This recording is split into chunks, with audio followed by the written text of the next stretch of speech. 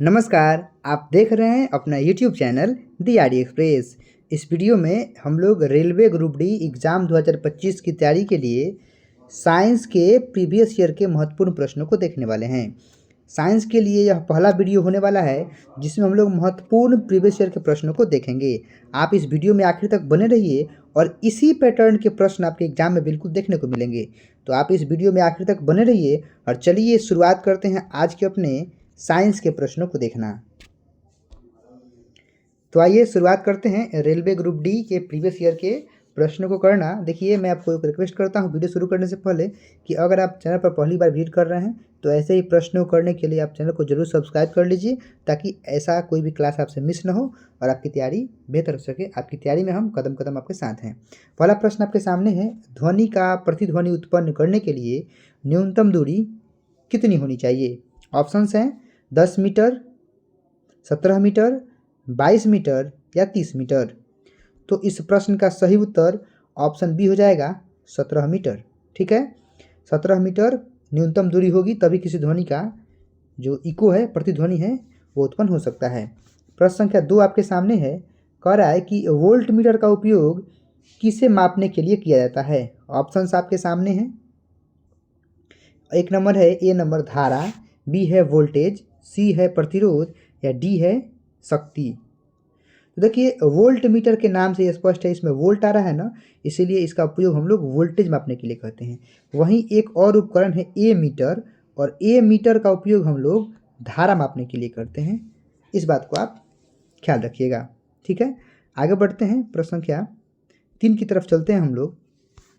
अपना प्रश्न संख्या 3 है, फ्री फॉल जो मुक्त पतन होता है, मतलब नीचे जो गिरती हैं वस्तुएं, उसके दौरान किसी वस्तु का त्वरण कितना होता है? आपको पता होना चाहिए। ऑप्शंस है 9.8 मीटर पर सेकेंड स्क्वायर, 9.8 किलोमीटर पर सेकेंड स्क्वायर, 0 मीटर पर सेकेंड स्क्वायर या फिर 19.6 मीटर पर सेकेंड स्क्वायर। गुरुत्वीय त्वरण, कोई भी वस्तु गिरता है तो उसमें यही लगता है, तो गुरुत्वीय त्वरण जिसको हम लोग छोटा जी से इंडिकेट करते हैं, उसी का मान होता है 9.8 मीटर पर सेकेंड स्क्वायर। इस हिसाब से इस प्रश्न का सही उत्तर ऑप्शन ये होगा 9.8 मीटर प्रति सेकेंड स्क्वायर। करेक्ट आंसर, सही आंसर ऑप्शन ये होगा। आगे बढ़ते हैं प्रश्न संख्या 4 के साथ। न्यूटन के किस गति नियम को जड़त्व का नियम कहा जाता है? ऑप्शंस हैं पहले नियम को, दूसरे नियम को, तीसरे नियम को या फिर चौथे नियम। सॉरी, इनमें से कोई नहीं। तो देखिए, न्यूटन के प्रथम नियम को ही हम लोग जड़त्व का नियम कहते हैं, जिसमें कई प्रकार होते हैं। देखिए, न्यूटन साहब का जो पहला नियम है गति का, वो सिंपल है कि कोई भी वस्तु अगर विराम में है, स्थिर है, तो वह विराम में ही रहना चाहती है, या फिर अगर गति में है तो गति में ही रहना चाहती है, जब तक कि उस पर कोई बाहरी बल कार्य न करे। ठीक है ना, यही न्यूटन का फर्स्ट लॉ है। ठीक है, और न्यूटन के फर्स्ट लॉ को ही हम लोग जड़त्व का नियम भी कहते हैं। यह कई बार पूछा गया प्रश्न है, आप इसे ख्याल कीजिएगा। आगे है प्रश्न संख्या 5, कौन सा उपकरण प्रकाश को उसके वर्ण क्रम में विभाजित कर देता है? जो प्रकाश के 7 वर्ण होते हैं, पढ़े होंगे वै जा नी ह पी ना ला करके, ऐसा कौन सा उपकरण है जो प्रकाश को उसके अपने ही 7 रंगों में विभक्त कर देता है? ऑप्शन है प्रिज्म, लेंस, आईना या फिर टेलीस्कोप। तो प्रिज्म है जिससे अगर आप प्रकाश को गुजारते हैं, एक श्वेत प्रकाश आता है, तो क्या होगा, यह अपने ही 7 रंगों में विभक्त हो जाएगा। ठीक है, और 7 रंग विभक्त होने के बाद यहाँ जो रंगीन पट्टी प्राप्त होगी, इस पट्टी को हम लोग वर्णपट क्या बोलते हैं, लिख देते हैं यहाँ पे। इस पट्टी को हम लोग वर्णपट या फिर स्पेक्ट्रम भी कहते हैं। ठीक है, क्या कहते हैं, स्पेक्ट्रम। उम्मीद है आप समझ रहे होंगे कि प्रिज्म से जब श्वेत प्रकाश गुजरता है तो वह अपने ही 7 रंगों में बट जाता है, और इन्हीं 7 रंगों से जो पट्टी तैयार होती है जिसे हम लोग स्पेक्ट्रम या फिर वर्णपट के नाम से जानते हैं।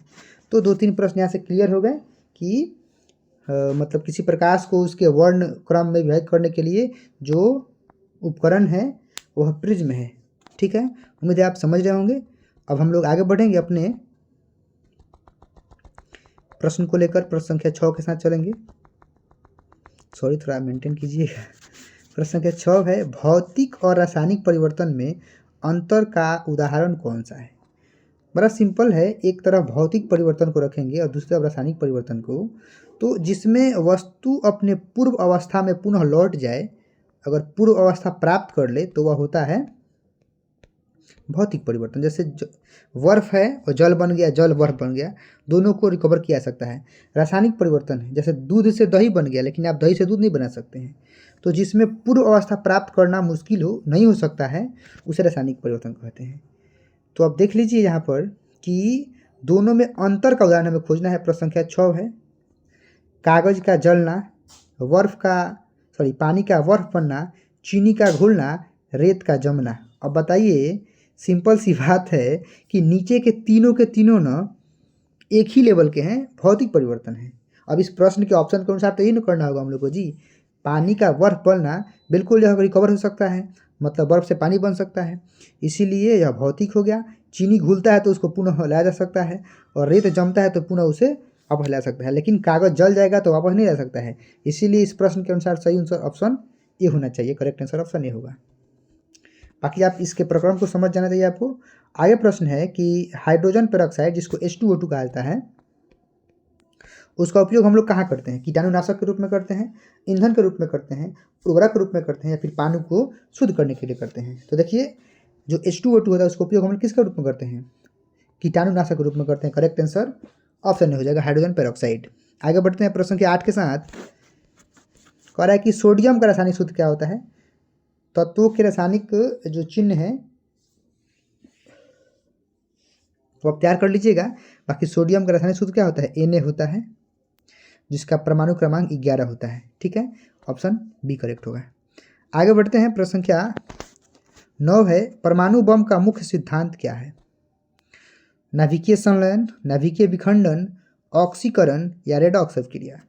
तो प्रश्न संख्या 9 का सही आंसर ऑप्शन बी होगा। परमाणु बम का बात है तो नाभिकीय विखंडन होगा, और अगर वहीं पे दूसरा होता है हाइड्रोजन बम की बात होता, हाइड्रोजन बम की बात होता तो उसमें नाभिकीय संलयन होता है। कहीं कहीं आपको पढ़ने को मिलेगा कि इस हाइड्रोजन बम में दोनों अभिक्रिया होती है, लेकिन विशेष महत्व संलयन का होता है। तो हाइड्रोजन बम, कंफ्यूज नहीं होना है, परमाणु बम कहेगा तो आपको विखंडन के साथ चलना है, और हाइड्रोजन बम कहेगा तो संलयन के साथ करना है। संलयन में अधिक मात्रा में ऊर्जा मुक्त होती है, इसीलिए हाइड्रोजन बम बहुत अधिक खतरनाक होता है, बहुत प्रभावशाली होता है परमाणु बम की अपेक्षा। आगे बढ़ते हैं प्रश्न संख्या 10 के साथ। दोनों में आप कंफ्यूज मत होइएगा, दोनों को तैयार कर लीजिएगा। अम्ल और क्षार, वही होता है अम्ल और क्षार को जोड़ना, लवण और जल का बनना। ठीक है, क्या कहलाता है? तो उसको हम लोग उदासीनीकरण अभिक्रिया कहते हैं। रिडॉक्स नहीं कहते, अपघटन और संघनन नहीं कहते हैं, उदासीनीकरण, जिसको न्यूट्रलाइजेशन कहा जाता है। करेक्ट आंसर ऑप्शन ही होगा। आगे बढ़ते हैं प्रश्न संख्या 11 के साथ। मानव शरीर में कौन सा अंग है जो ब्लड प्रेशर है उसको, रक्तचाप को नियंत्रित करता है? वो कौन सा अंग है अपने शरीर में? हृदय है, मस्तिष्क है, गुर्दा या कृत है? बिल्कुल गुर्दा होना चाहिए, और इस प्रश्न का सही उत्तर 11 का ऑप्शन सी होगा, गुर्दा। ठीक है, आगे बढ़ते हैं प्रश्न संख्या 12 के साथ। कोशिका का कौन सा भाग सेल का पावर हाउस? बहुत अच्छा प्रश्न है। माइटोकॉन्ड्रिया को ही हम लोग कोशिका का पावर हाउस कहते हैं, ऊर्जा गृह कहते हैं। ठीक है, ऊर्जा घर या ऊर्जा गृह किसे कहा जाता है? माइटोकॉन्ड्रिया को, जो कि आपके ऑप्शन नंबर बी में दिया गया है। उम्मीद है आप समझ रहे होंगे। अगर आप समझ रहे हैं तो बिल्कुल चैनल को सब्सक्राइब कर लीजिए। ऐसे ही प्रश्नों करने के लिए आपकी तैयारी में हम मेहनत के साथ कदम कदम पे आपके साथ है। चलिए आगे बढ़ते हैं। प्रश्न संख्या 13 है, पाचन क्रिया मुख्य रूप से कहाँ पूरी होती है? शुरुआत होता है, मुख से शुरू होता है ना, और इसका अंत कहाँ होता है? आपसे ऑप्शन पूछ रहा है। तो पेट में, छोटी आंत में, बड़ी आंत में, या फिर अन्न प्रणाली में? तो प्रश्न संख्या 13 का सही उत्तर ऑप्शन बी होगा, छोटी आंत में। आगे है प्रश्न संख्या 14, लाल रक्त कणिकाओं का जीवन काल कितना? कई बार रिपीटेड प्रश्न है। 30 दिन, 60 दिन, 120 दिन या फिर 180 दिन? तो बात करें आरबीसी, रेड ब्लड सेल के लाइफ टाइम की, मतलब इसके जीवन पीरियड की, लाइफ पीरियड की, तो 120 दिन का होता है। करेक्ट आंसर ऑप्शन सी होगा। आगे बढ़ते हैं प्रश्न संख्या 15 के साथ। करके शरीर में प्रोटीन का पाचन किस एंजाइम से होता है? ये भी प्रश्न अच्छा है, कई बार पूछा गया प्रश्न है। लाइपेज तो नीचे है, पेप्सिन, ट्रिप्सिन या फिर एमाइलेज? तो प्रश्न संख्या 15 का सही उत्तर ऑप्शन सी होगा, पेप्सिन। ठीक है, आगे बढ़ते हैं प्रश्न संख्या 16 के साथ कि प्रकाश का परावर्तन किस नियम का पालन करता है? न्यूटन के नियम का, आर्किमिडीज के सिद्धांत का, परावर्तन के नियम का या फिर गुरुत्वाकर्षण के नियम का? तो प्रश्न संख्या 16 आपके सामने है और वैसा प्रश्न है वैसा आप उत्तर दे दीजिए परावर्तन के नियम के अनुसार। ठीक है, परावर्तन के नियम क्या है आप समझते होंगे कि अगर आता है उसी दिशा में अपना वापस लौट जाता है, अभिलंब बनता है, आपतन कोण परावर्तन कोण बराबर होता है। यह पहला नियम है। प्रकाश, ये भी देख लीजिए, प्रकाश के परावर्तन के 2 नियम है, आपको ख्याल करना होगा, 2 रूल होते हैं। और आपतन कोण परावर्तन कोण बराबर होते हैं और बाकी आपतित किरण परावर्तित किरण अभिलंब तीनों एक ही तल में स्थित होते हैं। यही 2 नियम होते हैं प्रकाश के परावर्तन के। आगे चलते हैं। प्रश्न 17 है कि पानी का पीएच मान। देखिए पानी जो होता है उदासीन होता है और आपको पता होना चाहिए कि उदासीन जो विलयन होता है कोई भी, उसका पीएच मान बिल्कुल बीच में 7 होता है, 7 होता है। इस लिहाज से करेक्ट आंसर क्या होना चाहिए? ऑप्शन बी होगा और बिल्कुल 17 का सही आंसर ऑप्शन बी होगा। देखिए प्रश्न के लेवल इसी लेवल से रहेंगे, आप बस पढ़ते रहिए, आगे बढ़ते रहिए। इस बार सफलता आपके हाथ में होनी चाहिए। कह रहा कि मानव शरीर में पाई जाने वाली सबसे छोटी हड्डी कौन है? स्टेपिज, फीमर, टिबिया या रेडियस? तो देखिए प्रश्न संख्या 18 का सही आंसर स्टेपिज हो जाएगा, ऑप्शन ए हो जाएगा। और आपके लिए आज का होमवर्क ये है, आप बता दीजिए कि हम लोगों के शरीर में सबसे बड़ी हड्डी, इस बार आपको कमेंट करना है सबसे बड़ी हड्डी कौन सी है, उसका नाम आप कमेंट कर दीजिए। आगे बढ़ते हैं प्रश्न संख्या 19 के साथ। कह रहा कि पौधों में जल का परिवहन कौन करता है? प्रश्न संख्या 19 है। जाइलम, फ्लोएम, एपिडर्मिस या फिर कैम्बियम? तो इसका बड़ा सरल उत्तर है पौधों में जल का परिवहन। देखिए ज से जल, ज से जाइलम। और अगर प्रश्न पूछ दे कि पौधों में भोजन का परिवहन कौन करता है, तो भोजन को अंग्रेजी में क्या बोलते हैं जी? फूड बोलते हैं ना जी, फूड बोलते हैं। तो जिस प्रकार ज से जल और ज से जाइलम रिलेट कर लिए, उसी प्रकार भोजन को फूड कीजिए और फूड का जो पहला अक्षर फ है, उस फ से फ्लोएम को आप रिलेट कर लीजिए। कभी जीवन में आप नहीं भूलिएगा। जल का परिवहन ज से जल, ज से जाइलम, और फूड का परिवहन भोजन का फ से फूड, फ से फ्लोएम। मैंने समझाने का प्रयास किया, आप जरूर समझ गए होंगे। बस वीडियो को लाइक कीजिए और चैनल को सब्सक्राइब कीजिए। आपके साथ कदम कदम पे मेहनत के साथ आपके साथ है। चलिए प्रश्न संख्या 20 के साथ चलते हैं। कह रहा है कि हड्डियों को मजबूत बनाने के लिए कौन सा खनिज पदार्थ आवश्यक है? बहुत आसान सवाल है। आए दिन आप दांत को या फिर हड्डियों को मजबूत करने के लिए कैल्शियम के ही प्रयोग की सलाह दी जाती है। यही खनिज है जो हमारे दांत और हड्डियों को मजबूत करता है। तो प्रश्न संख्या 20 का सही उत्तर ऑप्शन बी हो जाएगा। कैल्शियम का संकेत Ca होता है और परमाणु क्रमांक 20 होता है। आगे चलते हैं। प्रश्न संख्या 21 है। कह रहा है कि धातु का सबसे अच्छा सुचालक कौन है? तो देखिए एल्युमिनियम, तांबा, चांदी या सोना। तो जो चांदी होता है वह धातु का सबसे अच्छा सुचालक होता है। करेक्ट आंसर ऑप्शन सी होगा। चलिए आपका ये भी प्रश्न है कि चांदी का जो रासायनिक संकेत होता है वो क्या होता है, आप कमेंट कर दीजिए। और सोना का भी कर सकते हैं। वसा का पाचन किस अंग में होता है? प्रश्न संख्या 22 आपसे पूछ रहा है। पेट में, छोटी आंत, बड़ी आंत या फिर यकृत में? तो प्रश्न संख्या 22 है और वसा के पाचन के लिए हम लोग छोटी आंत। करेक्ट आंसर ऑप्शन बी हो जाएगा।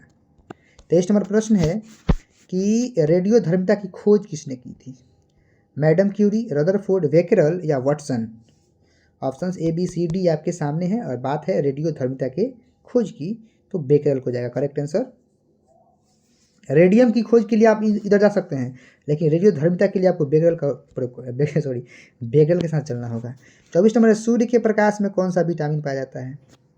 चलिए आप इस प्रश्न का उत्तर जल्दी, बहुत इजी प्रश्न है और इस प्रश्न का उत्तर मैं आपके ऊपर छोड़ता हूँ।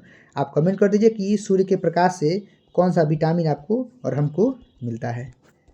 आगे चलते हैं। प्रश्न संख्या अंतिम है। हृदय की धड़कन को नियंत्रित करने वाला हार्मोन कौन है? ऑप्शंस हैं थायरॉक्सिन, एड्रालिन या फिर इंसुलिन या फिर प्रोलैक्टिन। तो प्रश्न संख्या 25 है और इसका सही उत्तर एड्रेनालिन होगा। तो इस वीडियो में हम लोग 25 महत्वपूर्ण साइंस के प्रीवियस ईयर के प्रश्नों को देख चुके हैं। उम्मीद है आप वीडियो को स्पष्ट रूप से समझ गए होंगे, जान गए होंगे और इसको तैयार कर लिए होंगे। आप बस ईमानदारी के साथ पढ़ते रहिए, बढ़ते रहिए। आपको ढेर सारी शुभकामनाएं आपके उज्जवल भविष्य के लिए। मिलते हैं अगली वीडियो में अगले टॉपिक के साथ जो आपकी तैयारी के लिए बेहतर होगा। चलिए इस वीडियो में इतना ही। तब तक के लिए आप पढ़ते रहिए, बढ़ते रहिए।